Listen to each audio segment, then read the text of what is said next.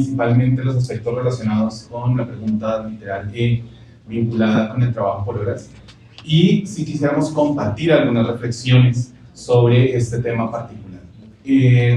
La primera tiene que ver con entender que el trabajo por horas existe en el Ecuador, no es algo que se ha eliminado.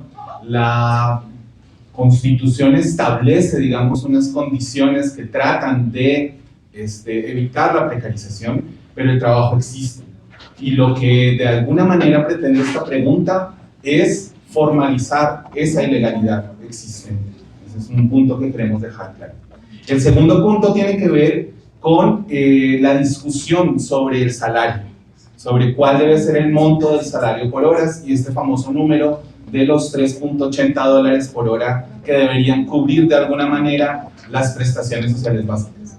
Frente a ese punto, nuestras investigaciones muestran que los trabajadores que hoy en día trabajan por horas en el Ecuador no pueden consumir ni distribuir su salario de la misma forma que los trabajadores en el sector más formal o en una situación más estable. Y de esa manera también es una falsedad que el establecimiento simplemente de un número, de un número que debe cumplirse, va a permitir el cumplimiento de esos derechos.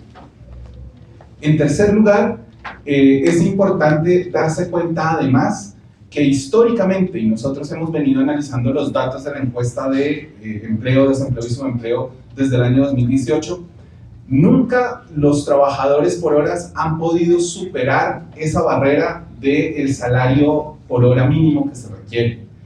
El incentivo que tienen los empresarios y los empleadores para contratar por horas es justamente no cancelar esos valores, ¿no? Si nosotros vemos el problema real, y aquí vienen las tres ideas que yo quisiera plantearles, es justamente cómo el trabajo por horas, tal cual como está hoy en día, que es una función muy ilegal, digamos, del sistema empresarial, afecta principalmente a sectores de la población que están en una situación más vulnerable que los demás.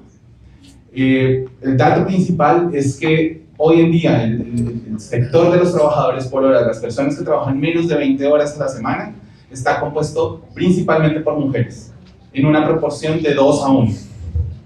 En esa proporción, apenas con un muy poquito margen, los hombres suelen ganar $3.92 por hora en promedio, mientras que las mujeres ganan 2.90.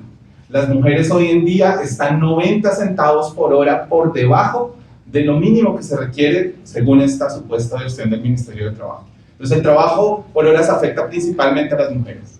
Si nos movemos hacia el ámbito de lo interétnico, nos encontramos con que, por ejemplo, las poblaciones indígenas en un 35% son trabajadores por horas. Es la proporción más alta de todas las demás identificaciones étnicas del país.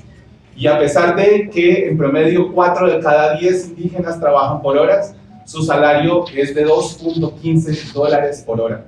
Mientras el de las personas blancas, que se autoidentifican como blancas, de las cuales apenas 1 de cada 5 trabaja por horas, su salario promedio por hora cuando trabajan menos de 20 horas es casi $6. Esas diferencias enormes que nos muestran cómo nuestra sociedad sigue siendo una sociedad profundamente machista, que ataca a las mujeres, que ataca a las comunidades marcadas étnicamente, no se va a solucionar con establecer, según la sentencia de la Corte Constitucional, que el trabajo por horas no puede ser precario, porque definitivamente la experiencia de los últimos años nos muestra que el trabajo por horas es una forma de precarización. Y nuestra postura debe ser que no podemos permitir que a través de una consulta se formalice, se incorpore en la estadística de lo formal lo que es una clara violación y una precarización de la situación de los trabajadores. Muchas gracias. Muchas gracias.